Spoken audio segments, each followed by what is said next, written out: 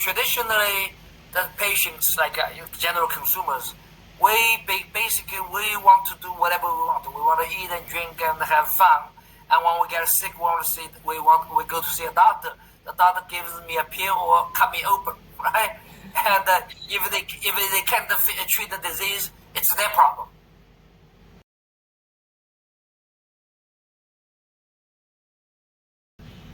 Staten Islander News is here today with Dr. Richard Z. Cheng. Dr. Cheng is a distinguished physician and researcher with over 40 years of medical experience, specializing in integrative, orthomolecular, low-carb, anti-aging, and functional medicine.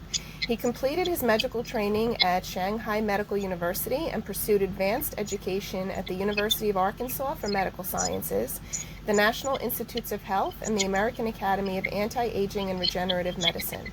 As a former U.S. Army medical officer and department chief, Dr. Cheng further honed his expertise in medical research and clinical practice. So good morning, Dr. Cheng. It's good to have you with us. Hey, good evening and good morning. I'm 13 hours away, yeah. Yep. So if you could please tell us about yourself and some of the work that you do. Well, thank you very much for the nice introduction. As you already say, I'm an aging physician. I'm getting old, so anti-aging is pretty interesting, important to me. But well, basically, I'm a Western standard, Western medicine trained physician. Throughout my career, I've been in medicine for like 50 years. But the last 20 years or so, I first encountered vitamin C about actually 30 years ago. And then that got me to think of vitamin. It's interesting. 30 years ago, when I was in medical residency, I read a book somewhere in the library.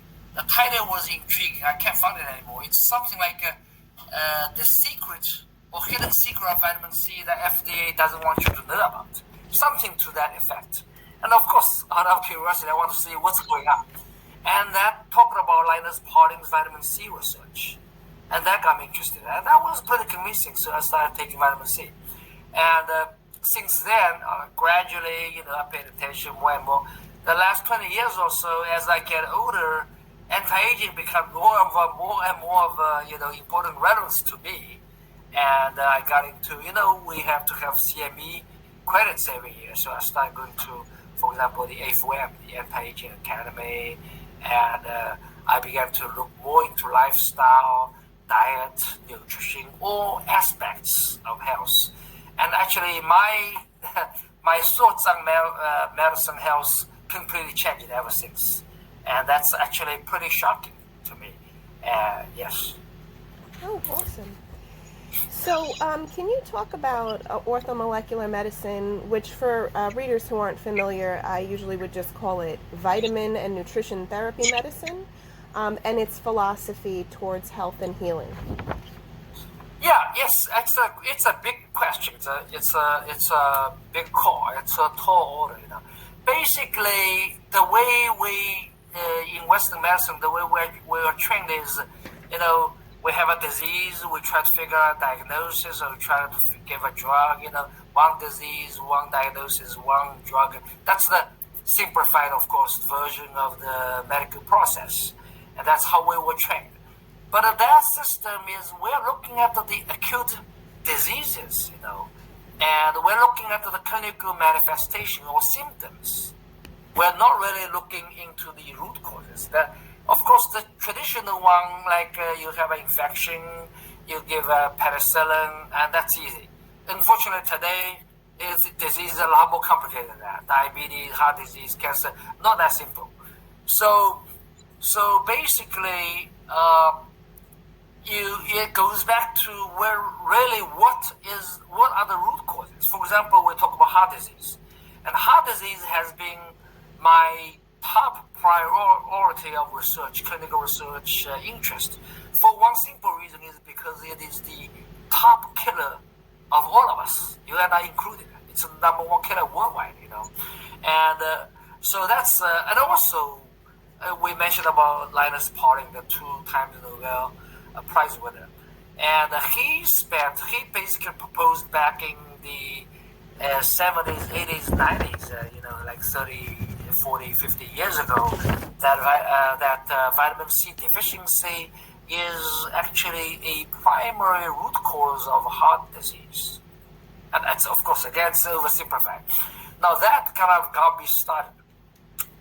And in a simplified version, basically the way I understand disease is that we need to look for the root causes of every disease. And, put less focus on the intermediary steps or the mechanisms. And this is the only or the complete way to prevent and solve diseases. Actually, interestingly, when you go that route of thinking, you will begin to find actually most of diseases, they share pretty much the same kind of root causes. Another problem with modern medicine is that we think diabetes, heart disease, cancer, Alzheimer as totally different diseases. But in reality, they're pretty much the same. Basically, same set of root causes with different clinical representations, manifestation.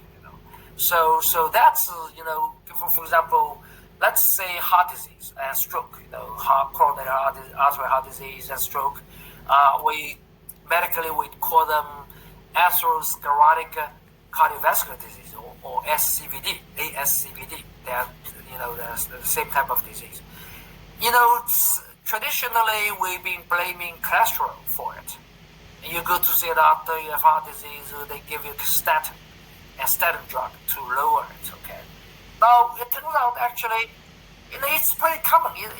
We know this is that cholesterol is only a intermediary step. It's not a root cause. So I sent you a couple of articles we published. Now I'm in the middle of a series of articles because I've been trying to write it up for a couple of years, and I found that in one paper is impossible because it's such a big topic. So I finally decided to focus on one small aspect at a time. One paper, one article, one small subject. So we've already written like 3 or 4. And so basically through a root cause analysis is a common methodology we apply in every aspect, even like a household life, in our daily life, we do that. But in medicine, you know what? You think doctors are very smart, right? But we don't really have this root cause analysis mentality. We focus on statin, cholesterol. Cholesterol is not a root cause of heart disease. The heart disease cause multiple, basically poor diet, ultra-processed foods, too much carbohydrates, too many pollutants, a lot of carb for sure, And infection is a major issue, particularly hidden dental infections. Okay, and then on the other hand, a lot of missing vitamins, insufficiency of vitamins, micronutrients. Think about this. Nutrition. You mentioned about what is also molecular medicine, and your Dr. Pauling proposed that this also molecular medicine concept back in the 1967, like 60 years ago. Basically, it makes sense. What he says is that nutrition is the foundation of our health. You think it this way. For example, we all drive cars, and we all know how to take care of our cars. Nutrition is basically the components of health, just like a car. You got to have a wheel, you got to have 4 tires, at least 3 or 4 tires, and you got to have a chair and all these components. What is nutrition? These components are nutrition. It's just that simple. It's not that complicated. Vitamins. What are vitamins? Vitamins, by definition, is that these are the chemicals that without them we cannot survive. So we got to have them. And what are the toxins? Toxins are basically chemicals. Normally, they are not supposed to be in our system. Just like if you find a piece of rock in the engine system in your car, they're not supposed to be there. It's that simple. So nutrition, basically, all the nuts and the belts in the car, what are supposed to be there are there. And what are not supposed to be, like stone rocks, they're not supposed to be there. We found that they are toxins. It's just that simple. So basically, nutrition and the toxin is a basic pair of root causes for our health, and the severe imbalance of which is a major issue right now. So yeah, and so for those of our readers who aren't familiar, Linus Pauling is considered to be like the founder of orthomolecular medicine, and as you briefly mentioned, he is one of the few people who has received 2 unaccompanied Nobel Prizes. Yes. And then something else that I wanted to mention is that when I was doing research for the other article that we were doing on the Physicians Committee for Responsible Medicine, most people think that cancer is the ultimate killer. Most people do. If you quiz people and you do a survey, what's the number 1 killer? Almost nobody says heart disease. And that's like because maybe they don't like put it together that it's strokes and stuff, but the surveys showed that most people think cancer is the number 1 killer and that heart disease is kind of down on the list, but it's actually the number 1 killer worldwide, and I think it's held that title for like a ridiculous number of years. That's right. As far as I know, it's always been. So yes, cardiovascular disease is number 1 killer. Right. Yes. Yeah.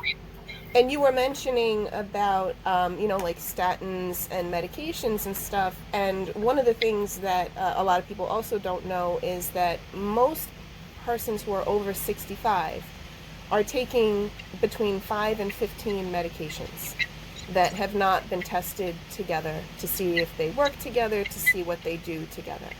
So that's definitely something that interesting that a lot of people don't realize, that the medications are not vitamins, they're like toxins in a sense that the body has to process. Absolutely. Actually, talking about that, I think I sent you one article. I recommend everybody should take a look at it. And that's basically how my thought of medicine has evolved over the last 50 years. And it's about, the title is something, it's not about politics, it's about the common sense. Basically, over the last 50 years, my mentality about health and medicine has gradually evolved and changed. One major problem today for us, the people, me, I'm also a consumer, is that traditionally the patients, like general consumers, we want to do whatever we want to. We want to eat and drink and have fun. And when we get sick, we go to see a doctor. The doctor gives me a pill or cut me open, right? And if they can't treat the disease, it's their problem. And so that mentality we need to change. I believe physician and the patient relationship should be more like a coach and an athlete. A physician is here to basically guide you, how you should be, changing lifestyle and the same, and providing you with the facility. But if you don't practice, without practice, you can never make the champion, no matter how. So the doctors are only here to assist you. You are the owner of health. So we need to change that mentality. Diseases are in your lifestyle, in your diet. Start from a diet. Diet is at least half important. Think about it. We all take better. I want to go back to car again because it's coming. We all know what kind of gas we need to put in our car. 95, 92, 98, whatever, right? Yeah. And recently, anyway, you know what I mean. But so what is gas for the car? It's the food. It's the food we eat.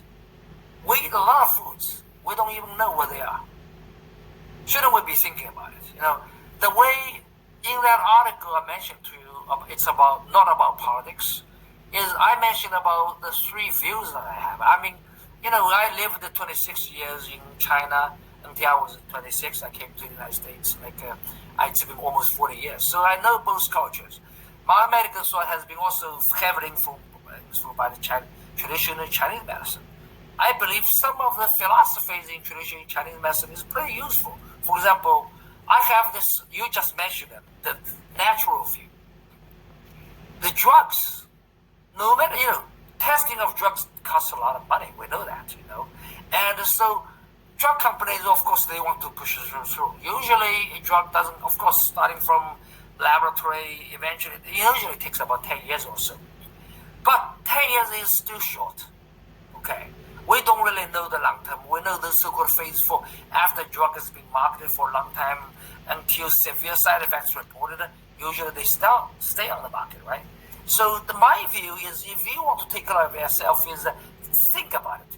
If this is something, has this thing been natural, existing in nature for a long time? If not, think twice. You don't want to be that guinea pig. So my natural view, follow the nature, it will help you. It won't hurt you. And the second is the balanced view. In traditional medicine, today, like I mentioned, traditionally we have one disease, one diagnosis, one drug, sort of simplified central dogma. But, you mentioned about many people take 5, 10 medicines or 15 medicines, but still only a few. Medicines. However, in our body like a car, We remember that one of those astronauts, what is that, the Discovery, whatever, it's a small issue of like nut or something, that spacecraft eventually exploded. That was many years ago, 20-some years ago, I remember, right? Very, very sad. The point I'm making is that our body works in a system. Every piece is very important. They work in like a cogwheel. We shouldn't be thinking of one drug or one molecule independently. So I call it a balanced view. Today you go see a heart doctor. For example, it's very typically you have obese patients seeing a diabetes endocrine doctor, and you see a cardiologist. The heart doctor sees only the heart. Diabetes only sees this part. They are separated. But we need to have a balanced view.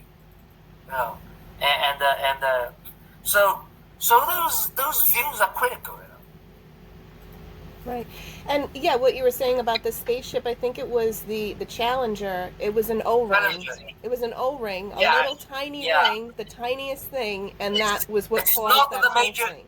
Not major part of the whole thing, right? Right. You would have thought it was a small part, but that one little part was enough to just... Yeah.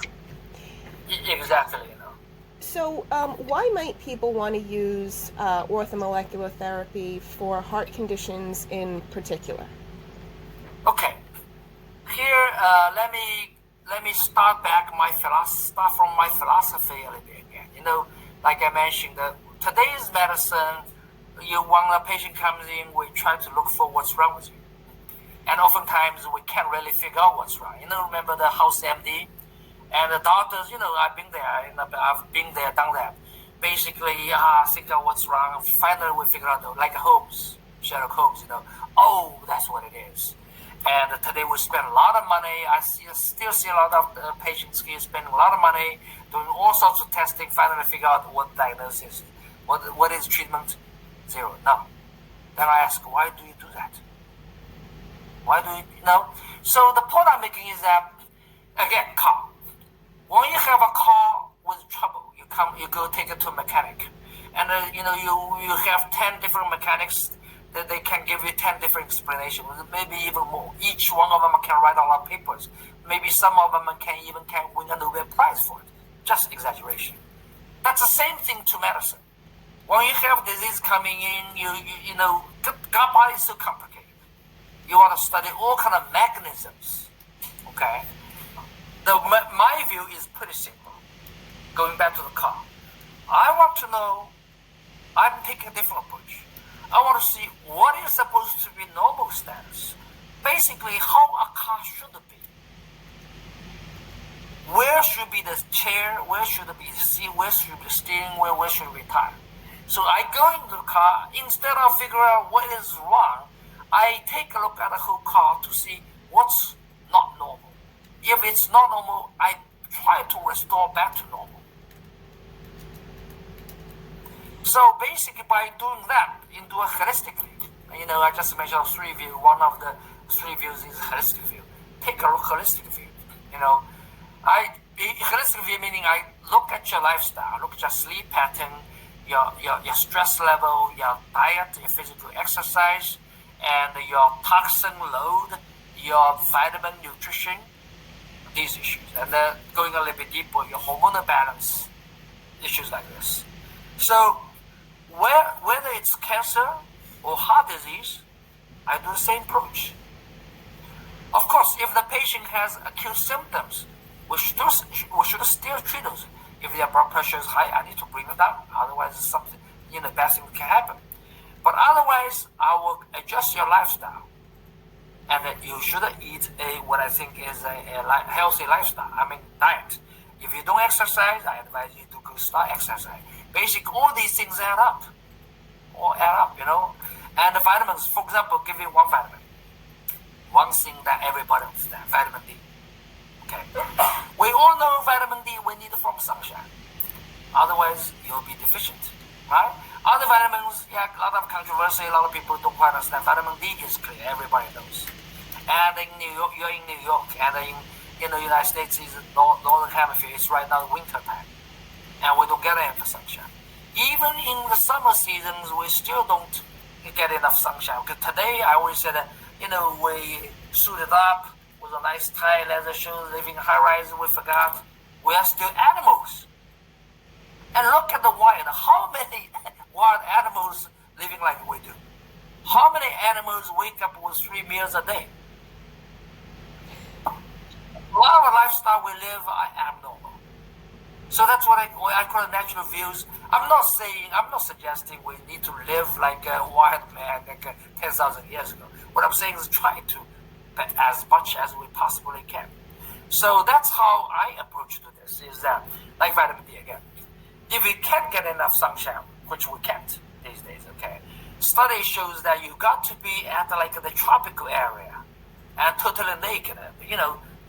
Normally we only get at our face, neck, maybe hands, neck, that's the most. Get some sunshine, not total body. So you got to be in this tropical area, like a noon time, 12 to 1 o'clock in the afternoon, like straight sunshine, very hot, and exposed to at least 20 minutes or to 1 hour to get enough sunshine. Think about that. How many they get that much? We don't. That's why in the United States, of course, depending on the standard level, but at least 80% of people are insufficient vitamin D. Okay, if you go by recently we published 2 vitamin D articles. One, you may not know this is it's like a little bit more academic. Basically, the United States Endocrine Society put out a vitamin D standard guideline. That guideline again is not evidence-based. It's against science. And we wrote a paper with Dr. Grant and a few other doctors and published in Nutrients recently, actually. And we listed, there's no argument right there. Vitamin D is critical, And actually, today's 10th, okay. 4 days ago, Dr. Sunil Wangsa, Indian name, it's a little bit hard to pronounce, but he published another article, reviewed over 300 clinical studies, and irrefutably, he can derive at a causal relationship. Vitamin D deficiency causes susceptibility to SARS-CoV-2, basically COVID-19, causes the severe critical disease of COVID-19, and causes the increase of COVID-19 death, mortality. So that's a causal relationship. That's vitamin D. Actually, the same thing more or less applies to other nutrients. Okay, coming back to answer your question earlier. These nutrients, what are vitamins and micronutrients? These are the nutrients that support the optimal function of our body, of our heart, of our brain, including our immune system. Actually, here I want to make an appeal. Before this, I just finished another lecture here in the Chinese, to my Chinese audience. Today we have this winter season. We have I wrote a paper on the orthomolecular.org about the bird flu, the COVID-19, or any other monkeypox, whatever. See, actually, if you take our approach, these deaths can be prevented. During COVID-19, I promoted vitamin C, and I immediately got censored. I was shut out. YouTube channels, Twitters were canceled. Okay, I never took the shot, the COVID-19 shot. I traveled across China, Europe. I was traveling, invited to traveling all over the place to talk about this. Europe, Japan, US. I was tested more than a dozen times on PCR for test. I never tested positive. What did I do? I had an article on that too. I took high dose vitamin C, high dose vitamin D, magnesium, zinc, B vitamins, bunch of other vitamins. Okay. I also took like melatonin, and also hydrogen peroxide nebulization, which is one of the very powerful, very inexpensive agents. Hydrogen peroxide nebulization is cheaper than water, literally cheaper than water. So basically, taking these things, you can protect yourself against any sort of viral infections or bacterial infections. Yeah, I had read the article that you guys had published about the hydrogen peroxide nebulization. That was a really interesting way. Like if people were coming down with the infection and they would use that through their nasal passages and stuff, they were able to. It was able to go away, basically. Yeah. So, can you talk about the condition of mitral valve prolapse and what are some of the root causes of that? Yes. Actually, mitral MVP, we call it. This is a clinical disease, a symptom, a presentation. It can be caused by multiple factors, and some of the genetic factors, hereditary, like Marfan's or genetic. Well, there's not much we can do. Like I always make a joke, like pray and live a better life, and the next life you can go to with better genetics. But there are a lot of it that is under our control. We can do to help. Okay, for example, you can have a rheumatic heart disease. That's more of our lifestyle immunity, infections, inflammation. Okay, and hormonal and metabolic disorders, thyroid disorders, magnesium deficiency can cause that too, and nutritional deficiency, toxin exposure, and a bunch of other things. Basically, mitral valve prolapse is it's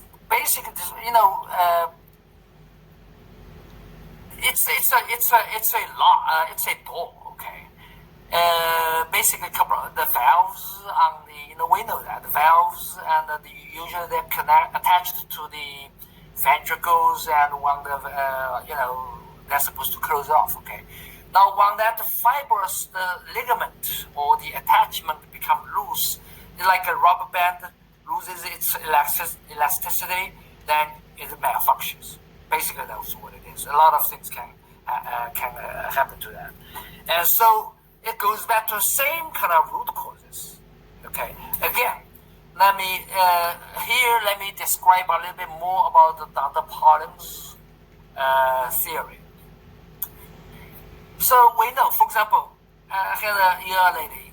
Basically, all men too. Okay, but ladies probably care more about beauty than men, right? So we know about collagen. It's a big hot buzzword, right? So we know collagen synthesis requires vitamin C. Okay, people don't realize is that about 30% of the proteins in our body are collagens. The collagens are not only under the skin. The collagens are everywhere. They are also in our blood vessel walls, in our bones too, everywhere. 1/3, that's a lot. Okay, so collagen is a very dominant. Unfortunately, it's not sexy, other than beauty. People don't talk about, don't want to study collagen that much. But collagen synthesis, of course, you need to eat meats, you need to eat proteins, and in addition to vitamin C. So vitamin C is critical for collagen synthesis, of course, along with other many nutrients and everything. But without sufficient vitamin C, your collagen synthesis will be deficient. And here, when it applies to, for example, MVP mitral valve prolapse or atherosclerotic heart disease. Let me talk about heart disease. the theory is the coronary artery endothelium, the inner lining, okay, a lot of collagen. The collagen makes the wall, okay, and while you don't have enough vitamin C, basically that breaks down, that becomes a wound, okay, and when you have a wound, our body basically initiates a scar formation process, like our skin gets a cut, same thing, same process. And so when you get a cut, when the collagen, so basically cholesterol, the protein, the calcium, all these things, the junks will get deposited. Try to heal the wound. That's how it becomes a thrombosis or the atherosclerosis. That's what originally Dr. Pauling's theory was about. Now, why do we have vitamin C deficiency? Well, obviously, the multiple factors. We have to understand we know vitamin C is an antioxidant. So we already know, average common person, every consumer knows vitamin C is an antioxidant. It's also collagen synthesis essential cofactor. It has a bunch of other functions too. And things we don't know is that when you normally, first of all, almost everybody, unless you know how important it is, you're supplementing. Otherwise, you're practically vitamin C deficient too. Lots of research out there showing that the vast majority of people are deficient in vitamin C, vitamin D, in magnesium, in omega-3, K2, all these. Basically, so also another factor is that, you mentioned about over the past couple of decades, particularly last 30 decades or so, 3 decades or so, is that, basically ultra-processed foods, the environmental pollution has basically increased so dramatically. Basically, the toxins have increased so much. These toxins require antitoxin to neutralize. And vitamin C is part of the antitoxin neutralizing agents.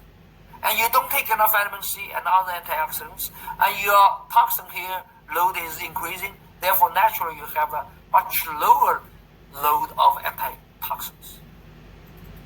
One example, and of course, a lot of doctors probably know, is that during COVID-19, and during common cold too, when you get infected, your vitamin C levels, vitamin D2 drops very significantly, dramatically. Okay, so that's why here's basically the theory is that because our toxin load has increased, and also most people don't know it, therefore they don't really supplement vitamin C, and we have an imbalanced ratio here. We have way too much toxin, not enough antitoxin. So our body is in an inflammatory status constantly. That causes or leads to a steady state or constant vitamin C insufficiency. And that leads to insufficient collagen synthesis. Our vascular wall, along with our collagen in other places, is weakened. And so you begin to have a sort of vascular injury, wound. And we don't know this. Therefore, we never, basically this wound is ongoing because we didn't remove the causative agent. So if we realize, of course, this is a simplified version. If we recognize this, so you do things basically to reverse this process. And I believe we should be able to reverse it. That's why we reported the 10 cases. Yes, we have reversed the 10 cases of atherosclerotic and cardiovascular diseases, including 2 complete reversal of coronary artery heart disease with blockage up to 70%, now 0, confirmed by the angiogram. Eating a healthy diet and try to, reduce the toxin exposure and detox. Detox many ways, not just taking medicines. Sweating is the best way to detox. Exercise, sauna, red light, drink a lot of water, and including taking the by mouth or IV, and supplement a lot of vitamins. These things, they will help you to reverse this disease, including I haven't really treated any people with MVP in this particular sense, but I believe if we do the same, you should be able to prevent or improve the mitral valve structure. Well, because like what you were saying about vitamin C and collagen, presumably the leaflets and the rest of the structure has collagen and protein and would be affected by increasing your synthesis of vitamin C, which would then increase your production of collagen. And also a lot of people, when they get older, for some reason, a lot of elderly patients, especially in nursing homes, they stop eating as much as they used to. They reduce their intake, whether it's because they feel nauseous all the time, or if they just feel sick, or if they just don't feel, like if they feel too tired or whatever. One of the things that they find is that they just eat less.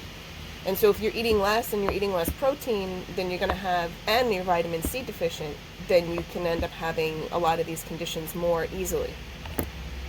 Yeah, that's a very critical point too. We used to, basically protein intake. That's critical.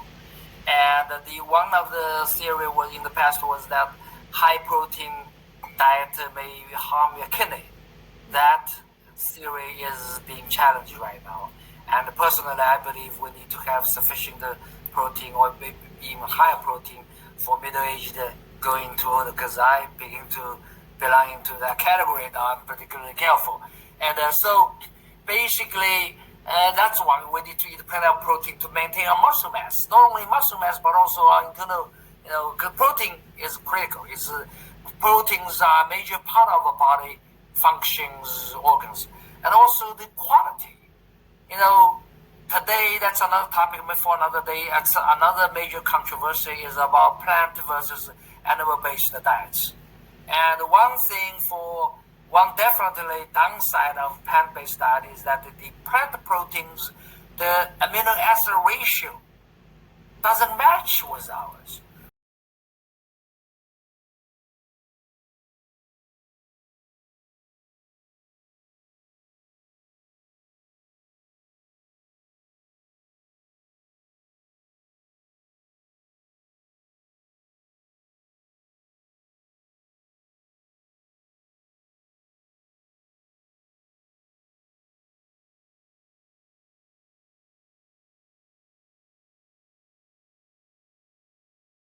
We are animals. It's the ratio is like this. You have enough money and to buy a computer. We all know you need to have a computer. You have the one monitor, one CPU, one keyboard, one mouse. That's called the ratio. And you have, let's say, $2,000 budget only. You will spend all $2,000 buy like 4 monitors without CPU. You don't have a computer. So that's the ratio issue. Same thing happening to plant-based diets is that plant-based proteins, on average, the proteins in the plant-based foods, rice or bread, wheat, that kind of, on average is only 50%.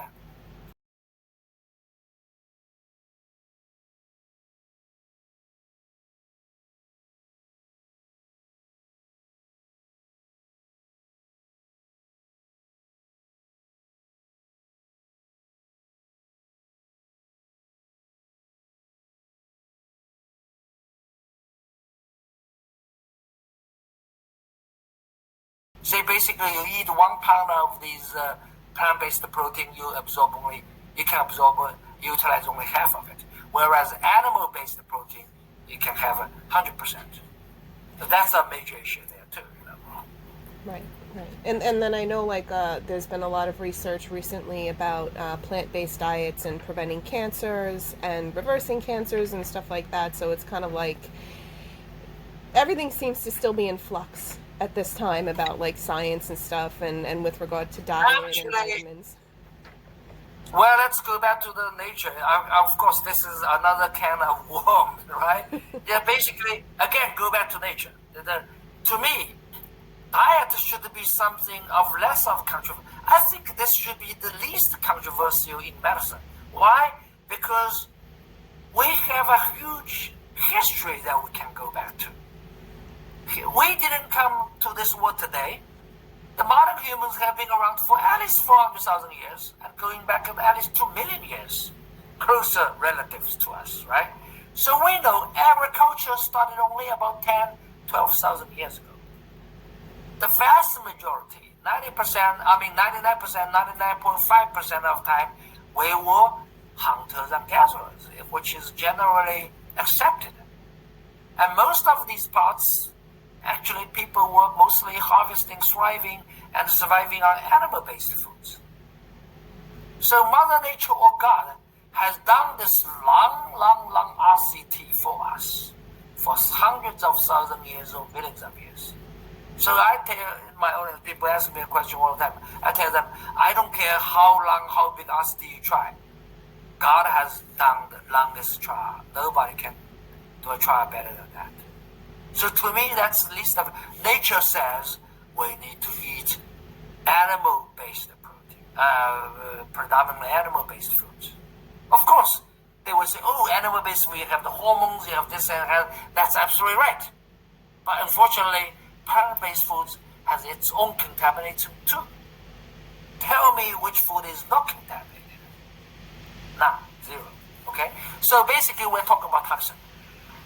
Animal-based foods has their contaminants, pollutants. And agricultural plant-based foods have their counterparts, for example, pesticides. Of course, agricultural chemicals are sprayed onto plant-based foods, not animals, right?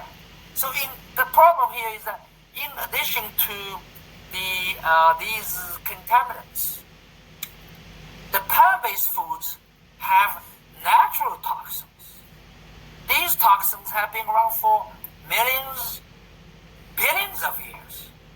We all know that the animals have our defense. We can bite, we can run, but plants cannot run away, cannot bite back. Therefore, they develop toxins. For example, I don't understand why people would eat spinach.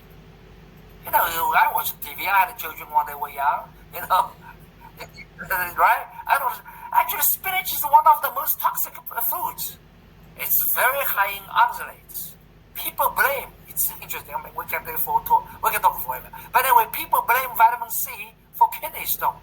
They don't realize you have a lot more oxalates in spinach than vitamin C. I don't understand why people would eat spinach. I don't see spinach anymore. You know? So basically, spinach, for example, we know, everybody knows about gluten. Right? But we know gluten is only one member of the large families of plant-based toxins. Lots of natural toxins. Practically, there is no plant that is without toxin. Of course, some maybe more or less. Therefore, plants are should be sparingly used, you know. And so that's my view. Okay, I eat mostly animal-based food. Of course, trying to find things. Unfortunately, like I said, the contamination is everywhere. We need to be aware of that. Therefore, we need to pay attention to detox. We get them from our air, our water, our food, and therefore we need to get rid of them. I exercise, like I mentioned, you know. I try to exercise, I play badminton, I sweat, and get rid of them, you know.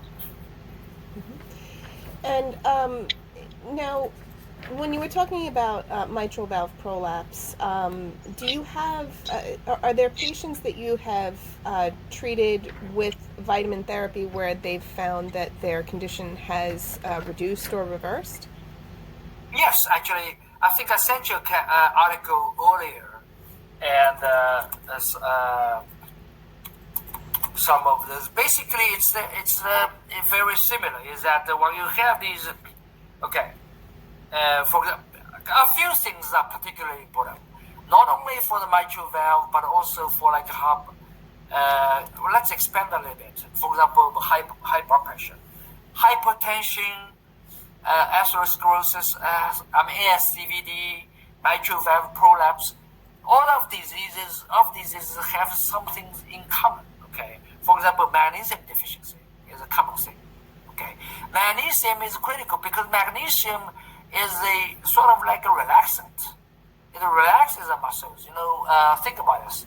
Our blood vessels people with normal blood pressure, because our blood vessels are like rubber bands, and they are elastic. Therefore, when the pressure increases, they can relax. The pressure, goes. Anyway, you know what I mean. Go back and forth. But when our muscles, or including, for example, the mitral valve, those ligaments, similar, is that when they lose this elasticity, they become hardened. They are easy to break, or they cannot do that. And a big part of it is magnesium. Okay, magnesium maintains our heart muscles or these issues. That's very critical. Vitamin C the same. Vitamin D. Do you know vitamin C, vitamin D can all lower blood pressure? Give one example. My parents are 87, 89, and pretty healthy still. Okay, they've been doing my program for a long time, and they used to have very bad blood pressure. They're high, the high blood pressure is like 200, sometimes 220, 230. The lower the diastolic pressure, oftentimes 110, 120, sometimes 130, 40. Scary. That was many years ago. And I gave them like most I gave them were like 5 drugs. I couldn't control them stably. And then I changed them with nutrition. That's along with my own understanding. Okay, that was probably about 15 years ago. So high dose vitamin C, vitamin magnesium, and everything. Now their blood pressure is perfect. 130, 140. The lower one is like a 75, 80, 85 top. They take only one medicine, amlodipine plus lots of medicine. So magnesium is very critical. That relaxes our cells, and including mitral valve. Vitamins, vitamin E, critical. CoQ10, omega-3 fatty acids, carnitine, B vitamins, and these all help the mitral valve prolapse. Okay. And if you could just talk a little bit about atherosclerosis and some of the root causes of that condition, as opposed to the mitral valve prolapse. Yeah, actually, what I'm gonna say is also applies to other diseases. And first of all, I like to usually start from diet. First starting from free. The lifestyle you can change. A couple of things like I mentioned is that I would cut out the ultra processed foods. I think that's the number one harmful category of foods. Okay, including seed oils. The ones you buy, basically soybean oil, or the oil, seed oil. And these are high omega-6 oils. These also are ultra processed. Therefore they have trans fats in them too. And the problem with omega-6 is that omega-6 is part of an essential nutrient. Unfortunately, we got way too many these days. Okay, and normally our ratio omega-6 to 3 should be like 1 to 1 or 4 to 1. But today, on average, we're like 18 to 1, 20 to 1. We got too many of them, too much of it. And omega-6 itself is a pro-inflammatory thing that increases your inflammation. It also is easy to be damaged. I think this is a major area. I wrote a paper on this. I gave a lot of talks on this. Is that during COVID-19, why do people with basic diseases, diabetes, hypertension, more prone to critical COVID-19 or even deaths? I think a big part of this is that when you have too much omega-6 fats in your body, these omega-6 fats are incorporated into our cells. And when you are exposed to radicals, the free radicals, these double bonds are easily damaged, okay, causing cytokine storm, all these things. So that's bad. So seed oil, ultra-processed foods, definitely cut out. Try to cook at home, okay? Cook from the raw foods. That's number one. Also, low carb. Carbohydrate, way too much carbohydrate is bad, okay? Particularly if, free sugar. Complex sugar may be a little bit better. These Coke, those soda drinks, okay, and definitely bad. Even diet is bad. those substitutes are not necessarily better. For those people who like to have a little bit sweet taste, try to use glycine. Glycine, I found that I understand why people don't promote it. Glycine is an amino acid. Okay, it's very safe. You can use up to like 100 grams a day. 100 grams is a lot. Okay, and still very safe. And it has anti-aging property. It has a lot of good property. It's not expensive. It's sweet. I've been using glycine as a sweetener for all the things I need. It's excellent. Actually, my family didn't even recognize the difference, So I don't use sugar anymore. I don't use sugar anymore at home, And so try to cut out the carbohydrates as much as you can. One major area that we can talk about a lot about this is that people get obese. One major reason people get obese is because we're not eating enough fats.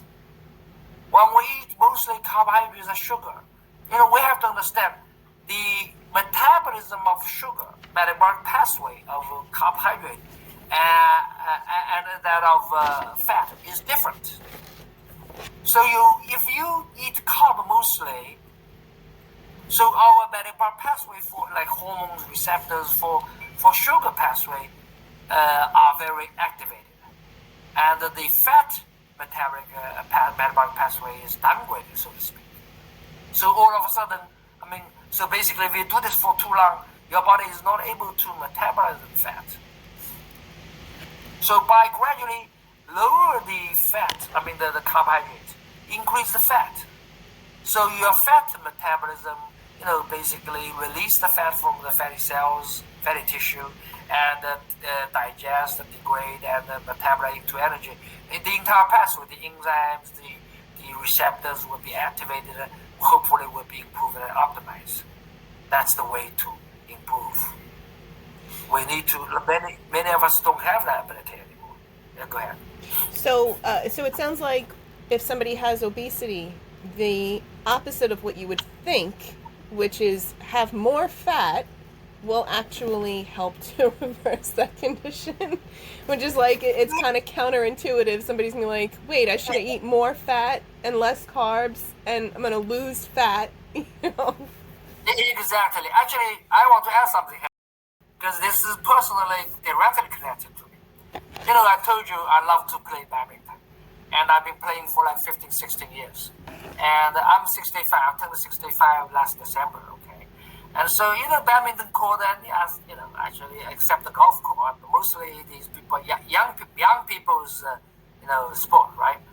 So I play badminton usually against people in their, 20, 30, 40, 50. Very hardly you see some people at my age or even older, very occasionally, okay? One of the major challenges I've ever had since like 15 years ago is the endurance, okay? Here is something interesting. Let me ask you this. Think about it. Excuse me. Think of like a diabetic patient.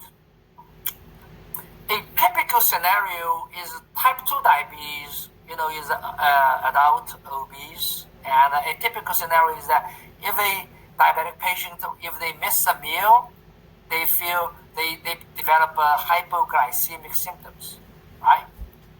Isn't that odd? They have a lot of fat stored in the body. Fat is energy, we know it. So when they miss a meal, you would think their body should be able to release the fat and support his function, but they don't. They have low sugar. Why is that? That's exactly what I was talking about. Because normally, think about it, I mentioned earlier, in the wild, in the wilderness, you don't see an animal waking up to breakfast. Right? They don't. So today, when I was young, we didn't have this. Now today, food's everywhere. Basically, normally humans, animals, we're supposed to, when we eat, energy is coming in, and our body is supposed to store extra energy into the fat tissue. We do store some sugar. We don't store a lot, okay? But most of them store in the form. For example, we know where our fat pad is. No matter how skinny we are, we can find fat. But you can't find where the carb is, because we don't have much. Okay, they're in the liver, they're in the muscle, not much. So fat is our energy storage, the only energy, a major, I should say, energy storage form. Okay, so normally when we eat, energy come in, they get stored. So when we don't eat, our body shouldn't do the reverse. Release the energy and burn it. That's normal. But people are not abnormal today. So look at today, everybody, most people, I should say, particularly in America, right? Actually, before I came back to Shanghai, I was having dinner with my son and my wife. I was talking about this. I said, look, out of 3 people in America, 1 is normal, 1 is obese, 1 is overweight. That's the standard, right? So basically, most of people today is we eat too much at a meal, and before next meal, we are eating snacks in between. So our body keeps on receiving energy. So our body doesn't have the opportunity to release the fat we stored. We're always burning the calorie from food. You're always digesting. Yeah, so when this happens for a long time, we know diabetes from day 1 to full, blown diabetes, it takes at least 10, 15 years. So basically, when we do this long enough, our body loses, it. If we don't practice it, lose it. For over a long time, our body loses the ability of releasing and metabolizing fat. How do we reverse that? We just do exactly the opposite. We need to go on intermittent fasting. Because in the wilderness, animals live a naturally intermittent fasting style. They don't get 3 meals a day. Right? Yeah. That's important. I want to add this. When I go, particularly in Shanghai, I'm glad here in Shanghai. One thing I love in Shanghai has a lot of badminton courts. And so anyway, I go play badminton in the morning, empty stomach. I don't eat breakfast. I always eat a lunch like 12 to 2 and eat a dinner probably between 5 and 7. And the intermittent fasting, basically that allows your body to release the fat you stored. And I've been training. Of course, this is going to take a long time, okay? It's just like Kung Fu, like a violin, whatever. In long time practice, your body gets used to. My body is used to it. When I go play badminton in the morning, empty stomach, I can play, I can compete. I tell you, my endurance is better than most people. Most even young people. Why? Because I intentionally train my mitochondria, my body to do this. Endurance is a key function of our mitochondria. And mitochondria is key to our, whether it's heart disease, it's cancer, and anything else. It's critical to our health. And you were mentioning about ultra-processed oils and fats, but also that people should eat more fats. Are there oils that are not ultra-processed that are good to get those fats? Again, in natural. I mean, in America, it's easiest. Butter. It's a what? Yeah, butter. It's simply butter. Oh, butter. Okay. Butter. Yeah. Basically, here's the thing. That's another concept. We've been told we need to eat unsaturated fats in the past, right? And basically, unsaturated fats. Why? Because those are the seed oils. Okay. We're not talking about who's doing this. Okay, who's driving this? We just talk about it. But anyway, so basically now in the alternative medicine field is that the saturated fats are better for us because they're more stable. They are not easily oxidized, damaged. And what are these saturated fats? Animal fats. Yes, butter, and egg yolk, lard, coconut oil, olive oil, avocado oil. These are a few of the better oils. And before ultra processed, we were eating a lot of animal fats. We didn't have that many heart disease in the past. Yeah, because I was actually thinking when you said that, because I know like coconut oil is, if you get the cold pressed, not heated, I forget what the terms are, but cold pressed, first processing is supposed to be very good for you. And then you also said olive oil, which is part of the Mediterranean diet, which has become in recent years much more well known as being very healthy for you, and giving you those Does olive oil have saturated fat, or that's just the unsaturated fat? Actually, olive oil has a lot of other antioxidants in it, and so olive oil is good. But you mentioned about Mediterranean diet. I'd like to comment a little bit. Yes, Mediterranean diet has, it's like the standard for healthy diet. But let me tell you, Mediterranean diet is also a post-agricultural diet. It didn't exist before. And of course, some people like it, some people don't. But now, at least I can tell you, there were at least 2 clinical trials that show the ketogenic diet is superior to Mediterranean diet. Is because ketogenic diet, this is RCT, okay? Just standard medicine, Western medicine accepts that, is able to reverse the diabetic renal insufficiency. One RCT shows. The other RCT shows ketogenic diet is able to reverse polycystic kidney disease-induced renal insufficiency, whereas Mediterranean diet cannot. So we have evidence to show that ketogenic is superior to Mediterranean diet. Okay. Because I had heard that the ketogenic diet, when you put your body into ketosis, that it could actually be hard on the kidneys. But what you're saying is it actually is benefiting the kidneys. That's not true, yeah. That I want to add a little bit. Ketogenic diet, basically everybody has a different way of doing it. Oftentimes, if we don't do any diet, like any diet, is that potentially you can have a micronutrient insufficiency.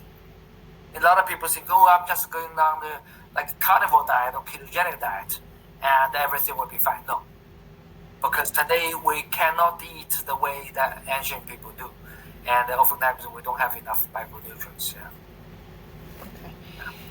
So yeah, I know like with what you were mentioning before about like ancient cultures and stuff, like they actually ate a lot of vegetables and fruits and nuts because that was what they were able to gather more often than like they would go out and hunt and they would come back or whatever with the meat and stuff, but they would have more of the vegetables.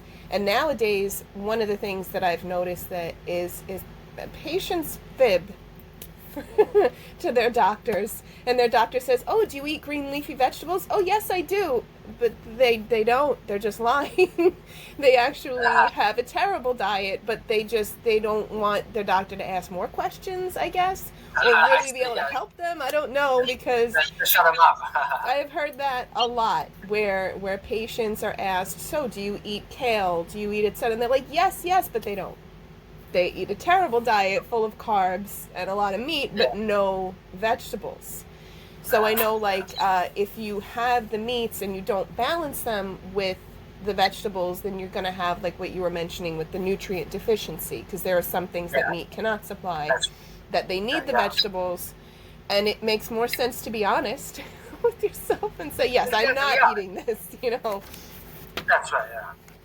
Because the person that when you're fibbing to a doctor, the person that's suffering is the patient, not the doctor. Yeah. Well, it's that they realize that's the problem, Right. And then with the atherosclerosis or ASCVD, can you talk about some of the case studies, if you can share, where individuals with this condition have benefited? You said there were 2 people where it was fully reversed, I believe. Yeah. For example, actually, these 2 people. Now let's go back a little bit from Dr. Pauling. Dr. Pauling reported a couple of cases back in 1990s, and I remember one case he reported was a 62-year-old lady. This lady had 70% blockage of one of the coronary arteries, and so he put her on a high-dose vitamin C protocol with lysine, and a year and a half, 18 months later, the blockage regressed from 75% to 40%, something like that. Okay, and he reported a couple of cases. And a Dr. Willis, back in the 1950s, I believe it was 1956, I think that was the first study. He reported 16 cases, 10 of them took vitamin C, the other 6 didn't. The 10 cases took vitamin C, 6 of them showed the regression of the atherosclerosis. And there was, like 3 of them didn't show change, the 1 showed worsening.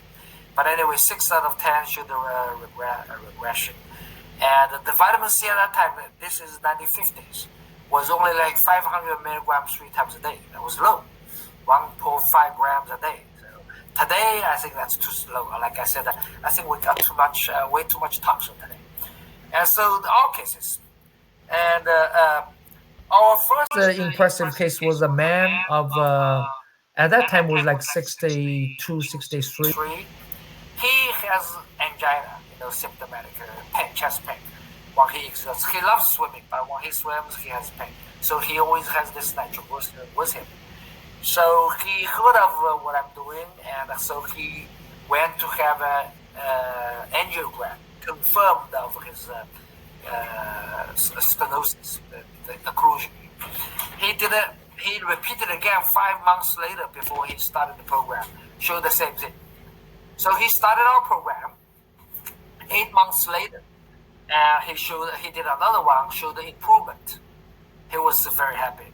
And another, altogether was 20 months, okay, like a little more than a year and a half. Totally gone. This is what he told me. He said he could run, climb 11 flights of stairs in one breath. I said, you do better than me. I can't do that.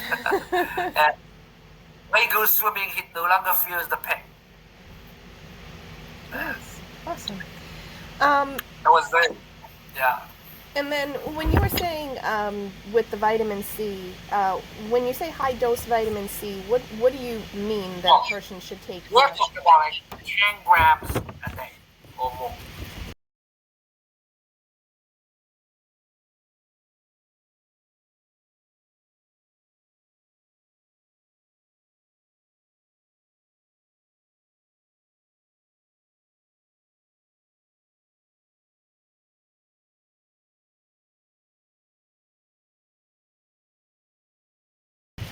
Okay. And that's because it's oral, right? So if somebody was able to have it intravenously, it would be less?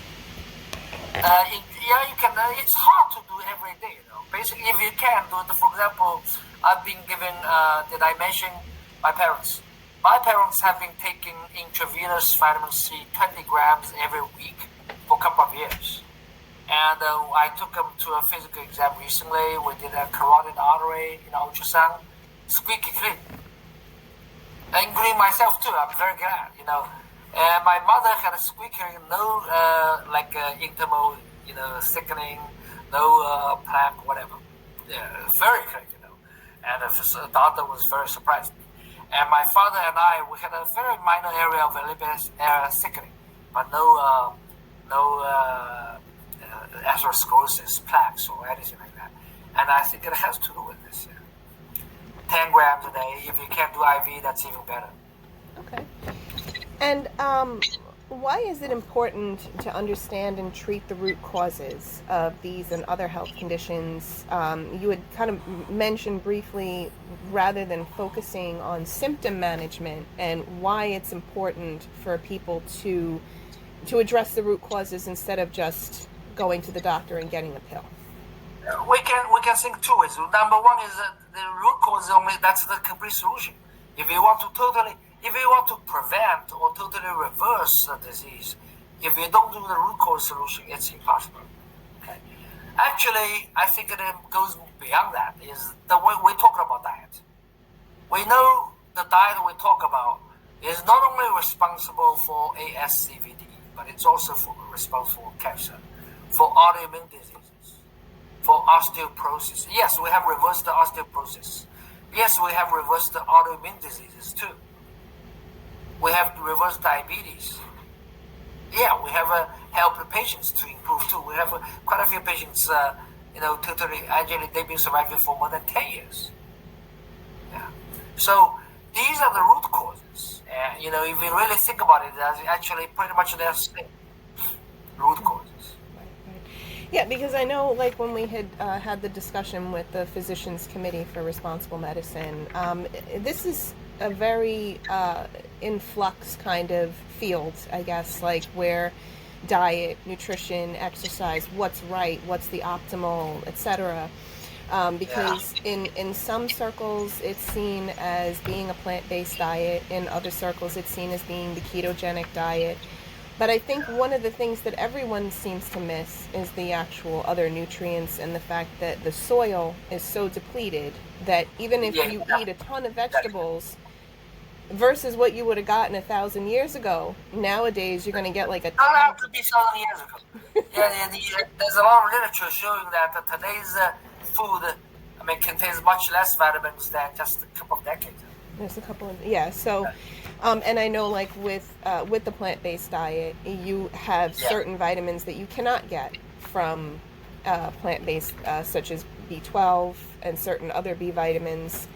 And I had also wanted to mention with regard to the vitamin C, everybody knows about scurvy from the ships. You know, the coming to America, the ships that came to America, where the sailors were dying from a mystery disease, which they finally, luckily, figured out that it was a vitamin C deficiency. But it seems like that's kind of been forgotten, because if most people would benefit from vitamin C, and vitamin C builds collagen, and everyone is deficient, then it's kind of like a subclinical scurvy kind of situation, where it's not scurvy. You're absolutely right. Actually, Dr. Thomas Levy likes to call it a focus scurvy. So today's scurvy, you still have it. Focus scurvy in the coronary artery, focus scurvy in your bones. Actually, osteoporosis, the bone problem, is also a vitamin C deficiency problem, nutrition problem. Oh, I did not know that. Okay. And is there anything else that you would like to add today? Maybe one more thing is that also molecular medicine, actually what we are interested in is that not just these nutrients we need to study, but also the amount. What is the optimal amount of vitamins that we need? For example, we know different doses of different amounts can have different functions. That's pretty surprising. For example, Alzheimer's is another major issue. Okay, and high dose vitamin B1, thiamine, and high dose vitamin B2. These are B vitamins we know are very critical for energy metabolism, particularly for neurons. They are very neuroprotective. High dose vitamin C, we talk about. Lower dose vitamin C is antioxidant. High dose vitamin C is pro-oxidant. It can kill virus, can kill cancer. We didn't talk about it. High dose vitamin C. Actually, it's one of the strong areas for also molecular medicine is for anti-cancer. And vitamin D as well. Vitamin D at the regular level, is for a lot of health prevention of heart disease. Yes, vitamin D can prevent heart disease, prevent cancer. Higher dose of vitamin D actually can help to treat autoimmune diseases. So one of the things in also molecular medicine we study is we're pushing the limits basically, carefully. What at high doses what they can do? Can they treat? It's surprising. They can do. That's number one. Number two is that a lot of these vitamins, nutrients, they actually work synergistically. It's like a teamwork we're talking about earlier, the O-ring thing. See, because it's a teamwork. You got to have them to working together, not just one. For example, we all know heart disease. For example, when doctors place a patient on a statin, they put them on a CoQ10, right? And what we don't realize that actually is that CoQ10 we know is a mitochondrial nutrient. But to help mitochondria function better, it takes not just CoQ10, a bunch of others, vitamin, alpha lipoic acid, and vitamin E, and a bunch of others. So it's a teamwork, synergistically. So we have broke out of this traditional Western concept, a medicine concept. It's into more of a, but gladly, and I know the United States today is very much polarized, but we all want the United States to be healthier for sure, right? Not too much bad food, bad things. That hopefully, I'm hoping that with the current trend, we can reform and improve our healthcare system. We begin to, less drug-based, more lifestyle, nutrition-based, approach, at least balanced. All right, cool. And I also would love to get some more information about osteoporosis that you were talking about. I had no idea that could be caused by vitamin C also. A deficiency. That's pretty. So let's talk a little bit. I know it's getting late here, but I love to talk about it. Just briefly. It's very interesting, actually. Think about it. Okay, basically, our bone structure is like, we know bone collagen, right? So our bone actually is strong is because you have like a scaffolding made of bone collagen. On top of the scaffolding, you have the calcium, we know. But in addition to calcium, we have a bunch of other minerals, embedded into it that make the bone very strong. Okay, bone is strong is not simply because of calcium. Because today you go to the doctor, osteoporosis, you need to take calcium. I'm telling you, don't. That's that's a chronic suicide. Yeah. But anyway, so what I'm saying is that think about it. When you burn the bone into ashes, you cannot burn calcium, right? You can destroy collagen, but you cannot burn the calcium. So what's left is a lot of calcium. But we know ash is not strong. Okay? So what makes bone strong is the collagen-based scaffolding. On top of that, you have the calcium, magnesium, strontium, bunch of other things. Okay?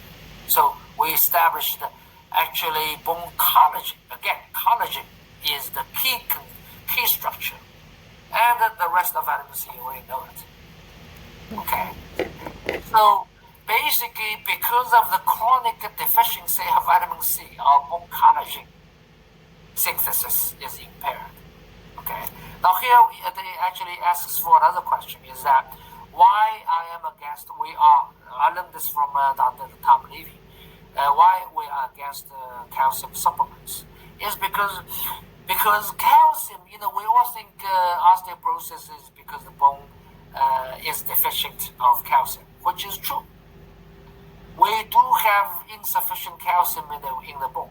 But what we didn't realize is that actually those calcium were leached out into our whole body. Why do we have, these calcified spots in the lungs, in the breast, in the thyroid, in the prostate, in the blood vessels? Why do we have high blood pressure? Because these calcium leached out. The reason is because our scaffolding is disappearing. So we cannot hold the calcium in the bone anymore. These calcium molecules, the elements, they leach out of the bone into the blood vessels. The first place is the blood vessel walls. Okay, and they may argue, people may go, our dietary analysis shows that we don't have enough calcium in it. But we're talking about if you truly are deficient in calcium, most likely you're deficient of vitamin D, because calcium absorption requires vitamin D. Simply adding calcium doesn't help. You need to supplement vitamin D first. Then you think about calcium. And even if you need to take calcium supplement, take calcium-rich food, like cheeses, and not supplements. One reason for supplements is probably what we call bolus effect. It's probably because calcium supplements like 200 milligrams, 300, 400 milligrams a piece. One time, way too much calcium can do a lot of damage. Basically, these were deposited everywhere. Our body overall, we have way too much calcium in our body. But it's not in the bones. Not in the bones, you're right, in the wrong place. It's in the wrong place. So, actually, the way you treat LCVD and osteoporosis is the same thing. We believe actually, if you look at this way, osteoporosis and LCVD actually is the two different spectrum. Two different ends of the same spectrum.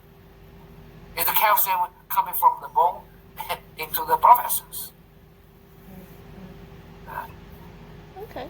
It was really great to speak with you today. I appreciate your taking the time to talk with us, and I apologize. It was fun. Oh, no, that's fun. It's a lot of fun.